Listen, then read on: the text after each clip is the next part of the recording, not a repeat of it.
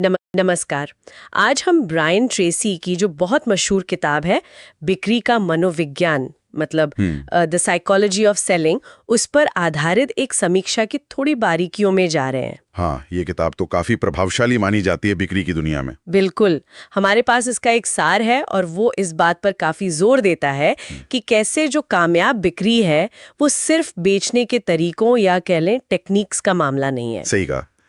ये काफी हद तक आपके सोचने के ढंग मतलब आपके मनोविज्ञान पर निर्भर करती है। हाँ, तो आज की चर्चा का मकसद यही है कि बिक्री के पीछे ये जो मनोवैज्ञानिक सिद्धांत काम करते हैं उन्हें थोड़ा खंगालें और ये भी समझें कि आखिर जो टॉप सेल्स प्रोफेशनल्स हैं वो बाकियों से अलग कैसे सोचते हैं।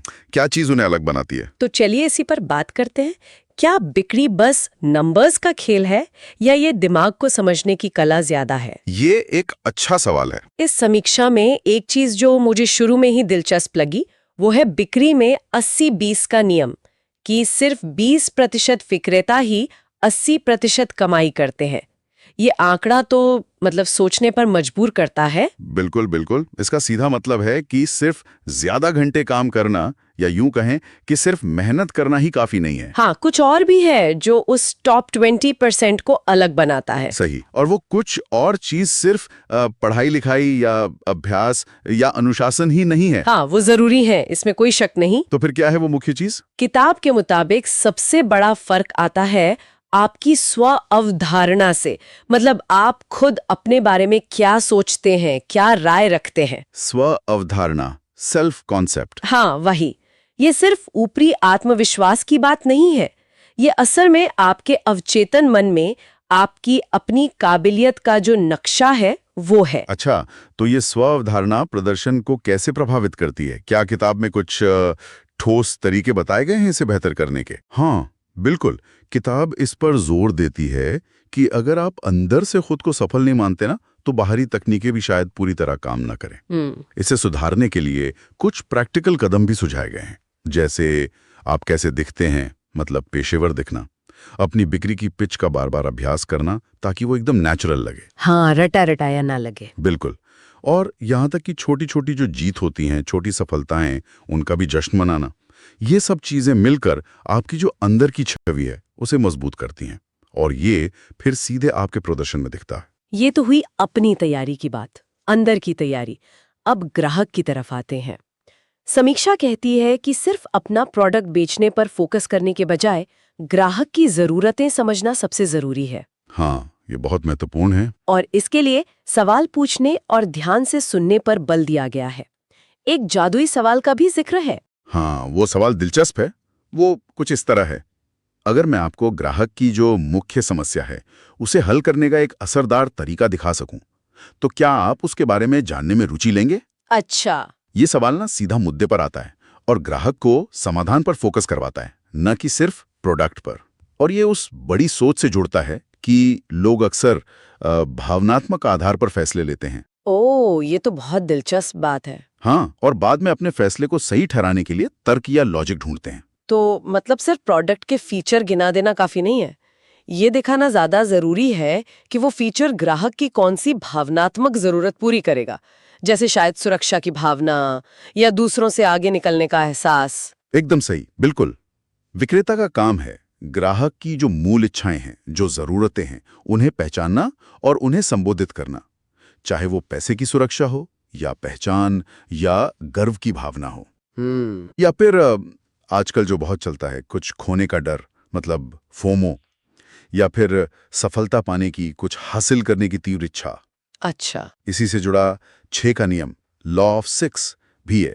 वो कहता है कि किसी ग्राहक को हाँ कहने से पहले औसतन 6 अलग अलग फायदे या कारण सुनने की जरूरत पड़ सकती है। 6 अलग अलग फायदे, ये तो काफी ज्यादा लगते हैं। हाँ, सुनने में शायद ज्यादा लगे, लेकिन इसका मतलब ये है कि विक्रेता को कई एंगल से तैयार रहना होगा। हो सकता है अलग अलग फायदे अलग अलग भावनात्मक या तार्किक पॉइंट्स को छुपे हों। जैसे कोई कीमत पर ध्यान देगा, कोई सुविधा पर। बिल्कुल, कोई स्टेटस पर। तो जब तक ग्राहक 6 अलग अलग तर्क सुनता है, शायद उसके मन की ज्यादातर शंकाएं या जरूरतें पूरी हो जाती हैं और फिर उसके लिए निर्णय लेना आसान हो जाता है। समझ गई। तो ग्राहक की भावनाओं और जरूरतों को समझना एक पहलू हुआ, लेकिन बिक्री में तो ना सुनना भी पड़ता है अक्सर। हाँ, वो तो है ही। तो इस अनिवार्य हिस्से से, मतलब अस्वीकृति से निपटने के लिए किताब क्या नजरिया देती है? देखिए, किताब इसे प्रक्रिया का एक सामान्य और अपेक्षित हिस्सा मानने पर जोर देती है। रिजेक्शन को पर्सनली लेने के बजाय इसे सीखने और आगे बढ़ने का एक मौका मानना चाहिए। मतलब दिल पर नहीं लेना है। बिल्कुल। मानसिक मजबूती यहाँ बहुत अहम है। किताब एक तरह से ये सोचने को प्रोत्साहित करती है कि हर नहीं आपको आखिर में मिलने वाली हाँ के एक कदम और करीब ला रही है। ये सिर्फ पॉजिटिव थिंकिंग नहीं है, ये गेम में बने रहने की एक स्ट्रैटेजी है। और अंत में बिक्री को फाइनल करना, मतलब क्लोजिंग। हाँ। इसे अक्सर सबसे मुश्किल हिस्सा मानते हैं लोग। हाँ, मानते हैं? किताब इसके बारे में क्या कहती है? क्या ये दबाव बनाने की कला है? नहीं, बिल्कुल नहीं। प्रभावी क्लोजिंग दबाव बनाने के बारे में नहीं है। ये तो सही समय पर सही सवाल पूछकर ग्राहक को निर्णय लेने में मदद करने के बारे में है। अच्छा। जब आपको लगे कि ग्राहक तैयार हैं, मतलब आपने जरूरतें समझ लीं, समाधान बता दिया, फायदे गिना दिए, तो फिर कुछ सीधे लेकिन मददगार सवाल पूछे जा सकते हैं। जैसे, क्या आपको लगता है कि यह समाधान आपकी मदद करेगा? या फिर क्या आप इसे आज ही आजमाना चाहेंगे? या क्या आप आज ही शुरुआत करना चाहेंगे? तो टाइमिंग बहुत जरूरी है। हाँ, टाइमिंग यानी सही समय पर पूछना बहुत महत्वपूर्ण है। तो कुल मिलाकर इस समीक्षा से जो तस्वीर उभर रही है वो ये है कि सफल बिक्री एक गहरी मनोवैज्ञानिक प्रक्रिया है जो सही मानसिकता, पूरी तैयारी और ग्राहक की जरूरतों और भावनाओं की सूक्ष्म समझ पर टिकी है। हाँ, बिल्कुल, यही सार है।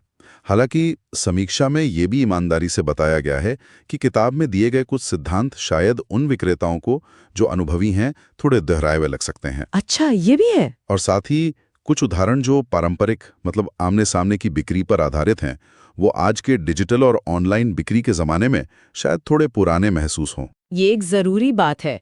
तो क्या इसका मतलब ये है कि किताब आज कम प्रासंगिक है? नहीं, मैं ऐसा नहीं कहूंगा। जो मुख्य संदेश है कि बिक्री में मनोविज्ञान केंद्रीय भूमिका निभाता है, वो तो आज भी उतना ही प्रासंगिक है, शायद पहले से भी ज्यादा। और सबसे महत्वपूर्ण निवेश जो कोई भी बिक्री पेशेवर कर सकता है वो है खुद अपनी क्षमताओं और अपनी मानसिकता पर। जैसा कि ट्रेसी कहते हैं, आप अपनी सबसे महत्वपूर्ण संपत्ति हैं। खुद को बेहतर बनाने में निवेश करना हमेशा सबसे अच्छा रिटर्न देता है। बिल्कुल सही। और यहाँ श्रोताओं के लिए एक विचार है जिस पर वो आगे सोच सकते हैं। आज की ये जो डिजिटल दुनिया है, जहां हम अक्सर स्क्रीन के जरिए बात करते हैं, आमने सामने का संपर्क कम हो गया है। हाँ। तो ऐसे में ब्रायन ट्रेसी के ये मनोवैज्ञानिक सिद्धांत, जैसे विश्वास बनाना, जरूरतों को गहराई से समझना और भावनात्मक तार छेड़ना, ये सब ऑनलाइन प्लेटफॉर्म पर कैसे प्रभावी ढंग से लागू किए जा सकते हैं, ये आज के विक्रेताओं के लिए एक बड़ी। नमस्कार,